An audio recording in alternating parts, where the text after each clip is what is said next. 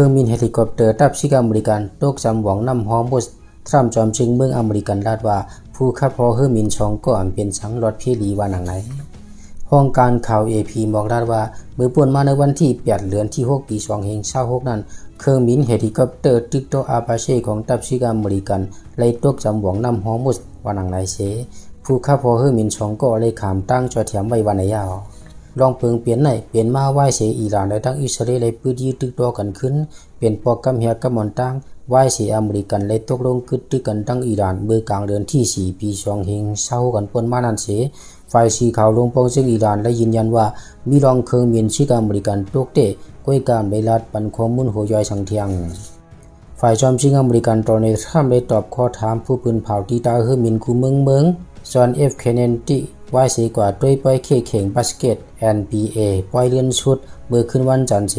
และยืนยันลาดว่าเป็นรองเครื่องบินเฮลิคอปเตอร์ชิกอเมริกันตกเตะก้อยกาทรัมป์ลาดว่าผู้ฮอเครื่องบินชองก็เป็นสังรถเพลีมีผักตื้อมาเทียบไหน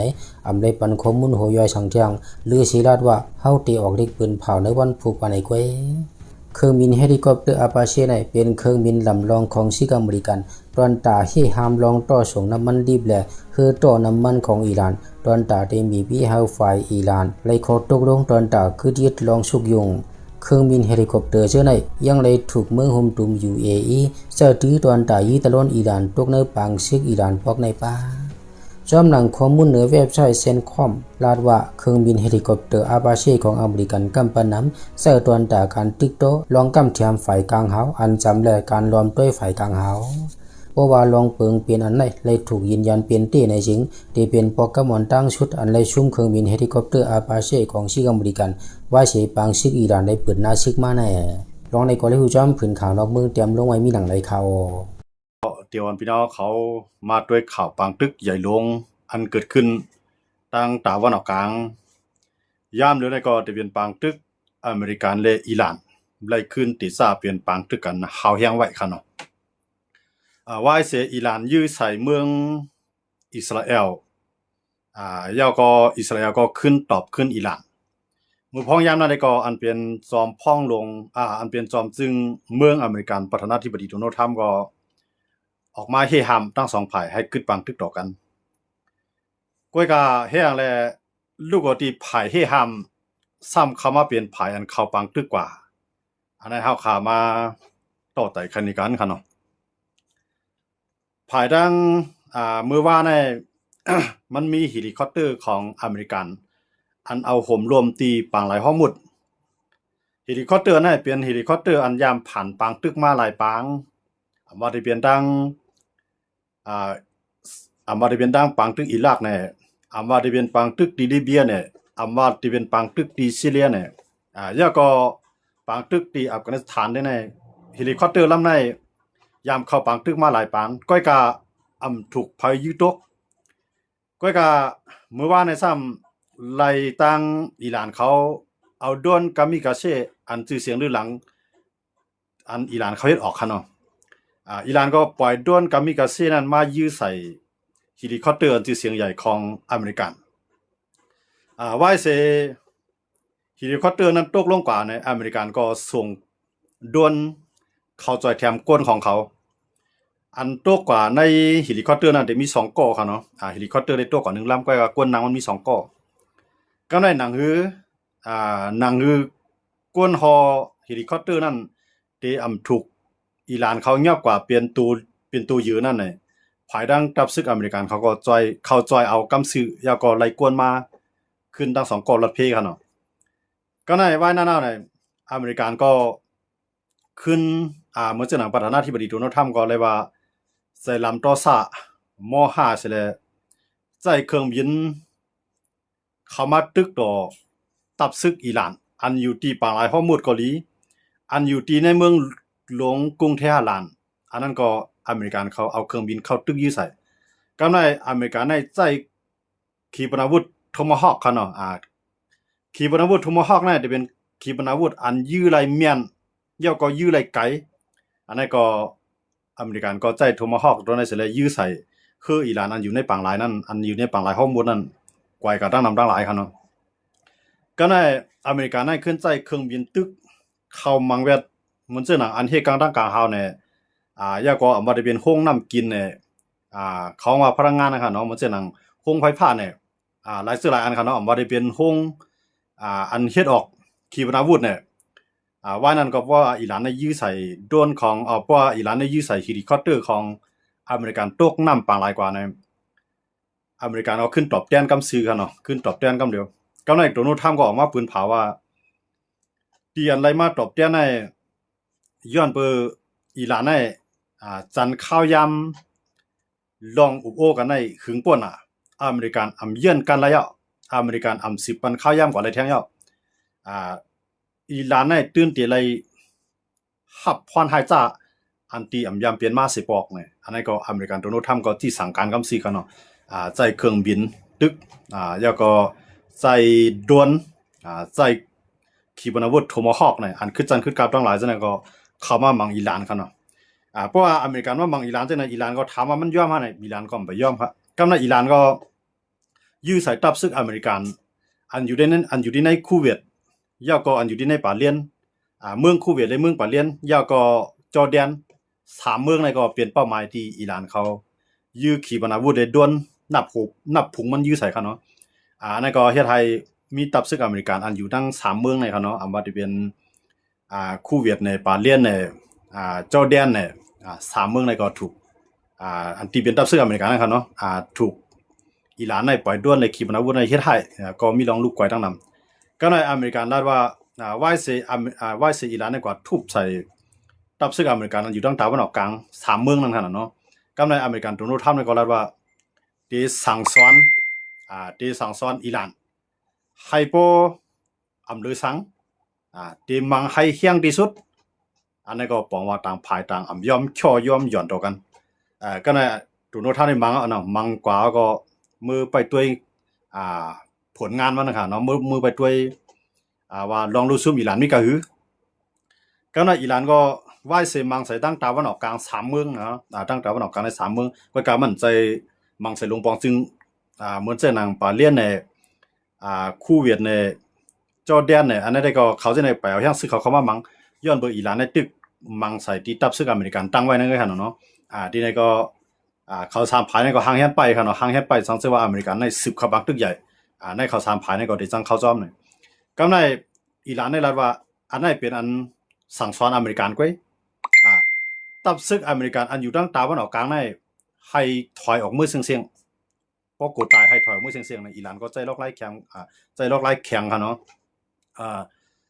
อันเป็นประธานาธิบดีของอิหร่านเขานะครับเนาะอันนั้นได้เลยสั่งสอนอเมริกันเพราะอเมริกันกูตายตั้งตะวันออกกลางในก็ให้เก็บโคเก็บเรียกเสียขึ้น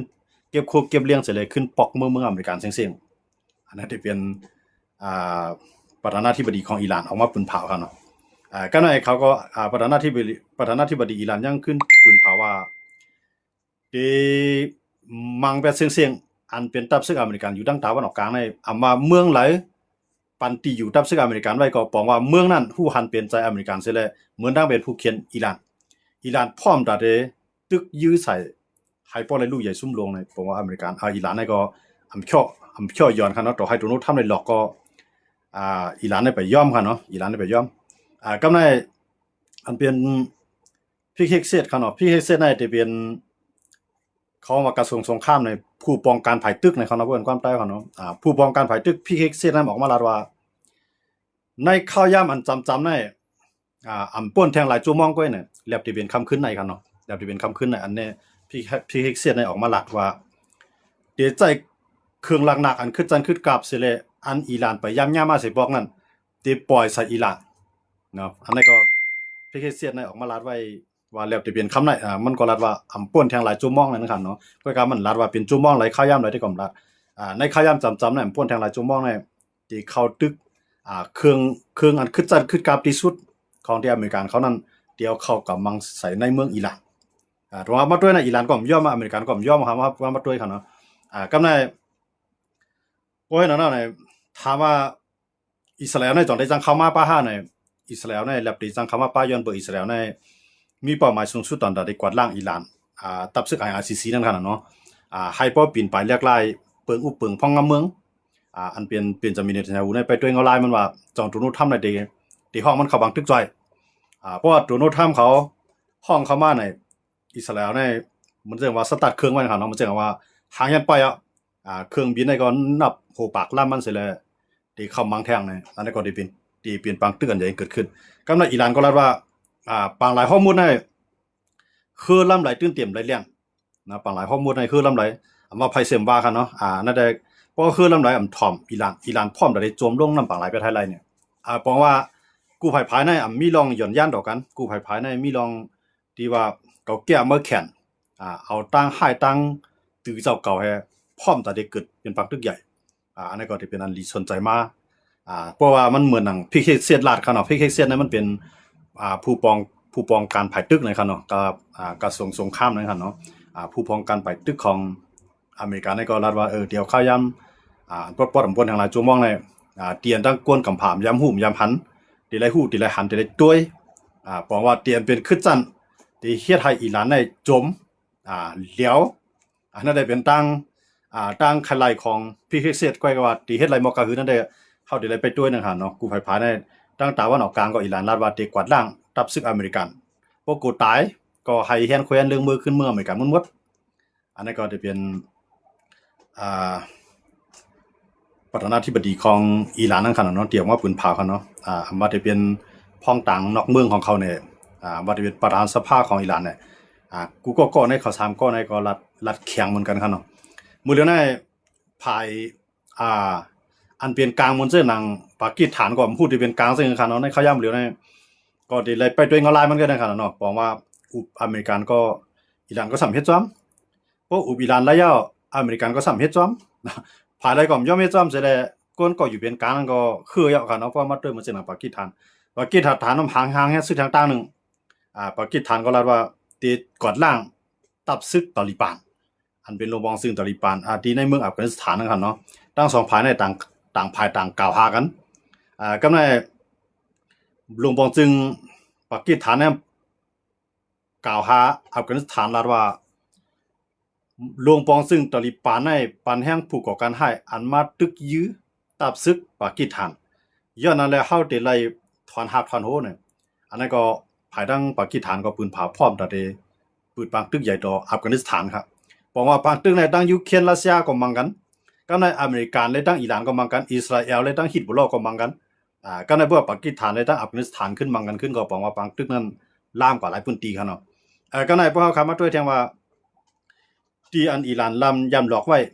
สังเกตว่าปังตึกนั้นเกิดขึ้นมันจะเป็นปังตึกล่ามทุ่งปังตึกภูมิภาคมันจะว่าปังตึกหลายๆพื้นที่ยาวก็จะให้มันลามถึงดังมหาสมุทรอินเดียเพราะว่าปังตึกในที่ลามมาถึงดังในพวกถอมอิหร่านลาดเขาเนาะนั่นได้ก็พอดีเฮ็ดโจมตีว่านั่นได้ก็ไปจังลามไหลก้อยก็พอมาด้วยข้อความรายลาดนั่นได้ก็บอกว่ามีพยอนย่านต่อเพอมีพยอมกันต่อเพ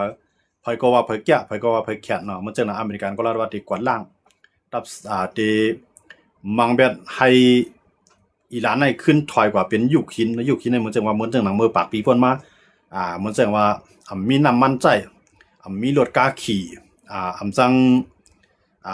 มีน้ำกินมีน้ำตื้อมีไฟฟ้าอเมริกันในที่มังไล่ในเนาะเพราะมาถอมด้วยเหมือนจังอเมริกันแล้วว่าเพราะว่าอิหร่านในปันข้าวยามาก่อนนำหน่อยโดนัลด์ทรัมป์ลาดว่าอิหร่านในเหมือนอเมริกันในงือโดนัลด์ทรัมป์รักก็เลี้ยงกันเนาะเฮาอุบกันเปิดได้ตกลงกันได้ขึ้นแลกลายยืดกว่ายืดมานะครับเนาะมันจังอิหร่านในข้อต่อรองได้ยินขึ้นมาใส่สำเฮ็ดจอมหน่อยกำในอิหร่านก็กล่าวหาอเมริกันลาดว่าซบได้ลาดว่าอุบกันก้อยกาอเมริกันในหางแฮนซึกไว้มังอิหร่านอยู่กูข้าวยามยันบ่จังนั้นลองไว้ใจเนออเมริกันในการอุปโภคกันนั้นมียาวเสียงสุดยาวอันนั้นก็อิหร่านก็ปุ่นเผาจังได๋เนาะลาดลองในเมืองคาเลนะครับเนาะลองในเมืองเดี๋ยวไว้สิกว่าเฮาขาดตัวนอกเมืองตั้งกันเนาะนอกเมืองไหนมันก็ตุ้มเตื้อต่อเข้าจริงล่ะในมาคู่ของกินย่ำเนาะน้ำมันเนี่ยเนาะลองไปก็ใช้จ่ายมันก็ได้สูงนั่นขนาดเนาะย้อนว่าแสดงว่าปางตึกอันอยู่ดังตาวันออกกลางได้มันตุ้มตื้อต่อคนกูก็ค่ะเนาะเหมือนจังหนังเงินก็กาคันปอลงมาย้อนเบอร์กาคันคู่ของสูงมากขนาดเนาะกำไรเหมือนจังหนังค่ำอันยามกาหมดเลยในค่ำในขึ้นรถเนาะเหลือ 60,000 ปลาย เหมือนตั้งได้ถึง80,000คั่นเนาะก็ในเจ้าของคำในก็ฮู้ว่าที่จอมเกมการเมืองในอะไรจังซี่ก็ฮู้นั่นคั่นเนาะสว่าก็เลยปล่อยกาคันมันหย่อนยันโดดลงมาก่อนมื้อเหลือในเหลือมา 60,000 ปลายจำ70,000คั่นเนาะเหมือนตั้งได้80,000เนาะคั่นนะทองคำเนี่ยมื้อเหลือในลดลงมาครับน้ำมันได้สูงขึ้นเรื่อยๆคั่นเนาะอย่างเบอร์อิหร่านรัฐว่าติปิกตายปังหลายข้อมูลเนี่ยปิกตายปังหลายข้อมูลเนี่ยมันจังว่าคือลำไรก็อันต่างน้ำมันเสรีรัฐผ่านปังหลายข้อมูลเนี่ยตื่นเตรียมปันเลียนเนี่ยเพราะว่าคือลำไรมันถ่อมเสรีแลนด์มากก็อิหร่านพร้อมจะได้โจมลงน้ำกว่าโจมคือจะนั้นลงน้ำกว่านั่นเนาะก็ในเที่ยงตั้งปังหลายเลี้ยงก็ใจหูตีในปิกค่ะเนาะใจหูตีในปิกปังหลายเลี้ยงก็หูตีในก็ที่ฮัดปิกเต็มหูเพราะว่าหูตีปิกในหูตีในที่ญาซาอุเขามังที่ญา UAE เขามังเนาะตั้งปังหลายห้องตั้งปังหลายเลี้ยงเลยค่ะนะอยากก็ดีมาญาฝรั่งเศสญาเยอรมันญาอังกฤษเนาะสังเกตว่าหูตีในมาปิกปังหลายเลี้ยงเพราะปิกปังหลายเลี้ยงแฮปิกปังหลายห้องหมดเลยเนี่ยน้ำมันตัดที่เลี้ยงจู้กันตัดที่ส่งจู้กันในอำเพียงปอยย้อนมาจากไหนน้ำมันในเพราะว่าเหมือนอิหร่านลาดว่าเตรียมปันคือลำไหลเลี้ยงแท้งเอาเนี่ยเพราะเฮ็ดจังนั้นได้ก็บอกว่าน้ำมันในการคันได้สูงขึ้นเรื่อยๆเนาะย้อนเบิ่น้ำมันลิบเนี่ยเข้ามาเพราะน้ำมันลิบเนี่ยเข้ามาถึงไรเนี่ยน้ำมันอันมีไว้ก็จังเสียงนั่นค่ะเนาะย้อนเบิ่1วันในมันใจน้ำหนักนะครับเนาะ1วันในใจน้ำหนักน้ำมันเนี่ยว่าลดก้าเนี่ยจากไทยหน้าก็ได้เฮ็ดสวนกูลองใจน้ำมันหมดค่ะน้ำมันเหลืองนะครับเนาะใจน้ำมันหมดบางปืนเตียนเฮ็ดไผผ้าจังได๋ก็เลยใจน้ำมันแทงย้อนนั้นเลยต้องว่าอันเกี่ยวข้องเลยลองน้ำมันได้ก็กาขันมันได้ปรุงขึ้นแทงกำนึงค่ะเนาะมื้อเหลือเนี่ยสิเป็น42บาทครับบนเมืองไทยต่อลิตรครับเนาะเพิ่นดีเซลค่ะเนาะเปิ้นเบนซินก็ราคามันก็ได้ปึงกันดีเซลเนี่ยเบนซินเนี่ยที่มันที่มีหลายๆเมียวค่ะเนาะย้อนอะไรจังย้อนอะไรต้องว่ากำไรเฮาค้าขึ้นมาด้วยทางว่าตั้งตะวันออกกลางในมืออเมริกันนั้นมีเป้าหมายต่อที่เฮ็ดให้อิหร่านนั้นยอมก้อยกะอิหร่านก็มีเป้าหมายตอนต่อที่เขียงตะคำว่าที่ได้เข้าปังตึกแทงหึงยาวนานตอนที่ก็อิหร่านในพร้อมตอนที่เข้าปังตึกเนี่ยมื้อเหลือได้อิหร่านในไปมีไผเข้ามาจอยมันเนาะเหมือนจังหนังบ่มีก็เหมือนจังหนังขี่เขาขายเครื่องกองกลางมันตัวต่างๆเนี่ยกำในขี่ทางอเมริกันเนี่ยเขาก็ตื่นเคียงๆกันไว้ลองบางตึกป้ายบางมีเขานั่นคั่นเนาะอเมริกันก็กว่าควบชบสีจิ้นพิงมือปัดป้วนนะครับเนาะเคอย่าไปจอยขายเครื่องกองกลางปันอิหร่านเพราะจอยขายเครื่องกองกลางปันอิหร่านเมื่อไหร่อเมริกันในเตปิกไปป้ายบางมีขี่กำซื้ออันนั้นก็เฮ็ดให้ขี่นี่ก็ไม่ใจครับย้อนเบอร์ขี่ขึ้นใหญ่ไม่สูงอยู่วันมื้อนั้นน่ะมันไล่กล้าขายดอกยุโรปไล่กล้าขายดอกอเมริกันที่กล้าขายดอกรัสเซียมีเงินซื้อรัสเซียในโลกขายก็ย้อนเบอร์รัสเซียในเฮ็ดปังตึกใหญ่กำไรที่กล้าขายต่อคิงกะลากลางโขนเนี่ยคิงกะลากลางโขนโหนับก้นมันก็นำไอ้ก็ไล่มันก็เดี๋ยวบ่มีสังเตี้ยๆนั่นคั่นเนาะเพราะว่ามันไล่กล้าขายดอกอเมริกาเพราะมันไล่กล้าขายดอกยุโรปอย่างนั้นจังได๋เพราะไผไล่เข้ากับจ้อยอิหร่านเนี่ยอเมริกันได้ยุโรปเนี่ยที่ปิกป้ายบางมีมันย้อนเบอร์ยุโรปเนี่ยกำนำเนี่ยเขาได้ถอมอเมริกาย้อนเบอร์อเมริกันเนี่ยผมรวมจอยเขาในตั้งไล่ผมรวมจอยเขานะครับเนาะอเมริกันในไล่ผมรวมจอยเขาหนังคือรัสเซียในเตรียมมาอยู่ใส่ยุโรปเนี่ยมันมีอเมริกันในกำยันแห้งไว้เพราะมีอเมริกันกำยันแห้งไว้ในยุโรปเนี่ยก็ได้ยากกินเหมือนกันครับเนาะย้อนเวอร์ชันอะไรต้องว่าเพราะเขามาด้วยเนี่ยเพราะว่าอเมริกันในทุบอิหร่านแล้วกว่าเพราะอเมริกันในทุบอิหร่านแล้วกว่าเนี่ย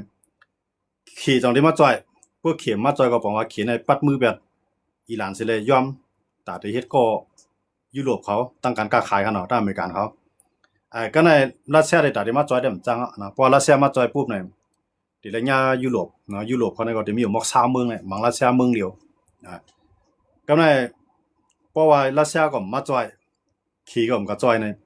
อิหร่านเนี่ยติดถูกเวียดกูพ่ายอยู่ที่ว่าอิหร่านเนี่ยได้แข็งกระหือเพราะมาด้วยโดนัลด์ทรัมป์เนี่ย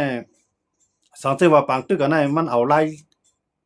ใจลอกไล่เกิงเครื่องกองกลางเมียวเลียวเสตึกขีปนาวุธเครื่องบินตึกเสได้มันไปยาวอะไรเนี่ย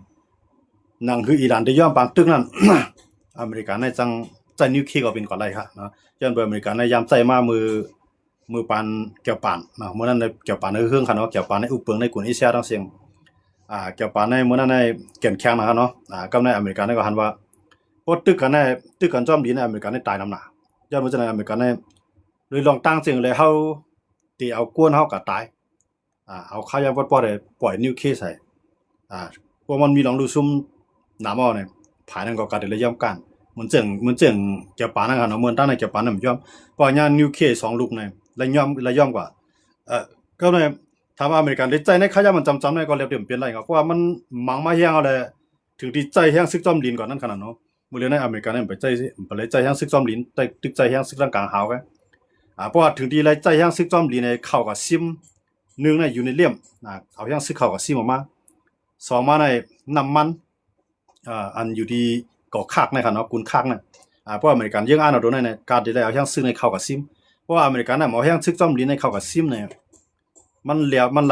ลหมอกเหลียวไว้มันเตรียมไหลมาเป็นของอเมริกันอเมริกันในโดนัลด์ทรัมป์เนี่ยไม่ได้ครึ่งหลายขนาดเนาะเพราะว่าก็ได้มีเรื่องเลือกตั้งเพราะว่าบางตึกเนี่ยยาวในเลือกตั้งมันก็เตรียมเป๊ะเนาะว่า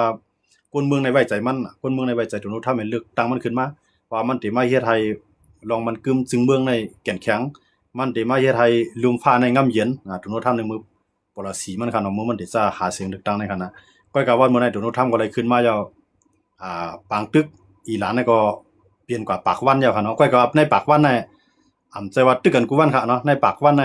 มันเปลี่ยนข้าวยามในนาซึกบางตึกนั้นมันกึดต่อกันมาก็นั้นก็ว่ามันยืดยาวมาข้ารังปากวันปลายค่ะเนาะปากวันปลายอย่างนั้นเอาในข้าวยามปากวันปลายในโดนัลด์ทรัมป์ในไปซิมไลอิหร่านก็ไปว่าย่อมกันมันเหมือนแต่หนังโดนัลด์ทรัมป์ในมันถูกอะไรมันจะว่าขายนานะคะเนาะซุ่มสีหน้าตาก็ว่าแหละยันเบอร์ประธานาธิบดีโดนัลด์ทรัมป์นั้นยามรัฐไว้หลายปอกว่าอิหร่านนั้นหมดสภาพเนาะมันแจ้งว่ามีอินแห้ง2ขีปนาวุธก็มีคือลำนำก็มีกึดดวนเขาก็ยันมื้อจังนั้นแหละอิหร่านนั้นกว่ามีสังโดนัลด์ทรัมป์รัฐไว้จังได๋ครับเนาะพี่เคเสร็จก็ลำยามรัฐไว้จังได๋ก็กะว่าเหมือนนั้นน่ะอิหร่านได้ตึกยื้อใส่ถึงในเมืองอิสราเอลได้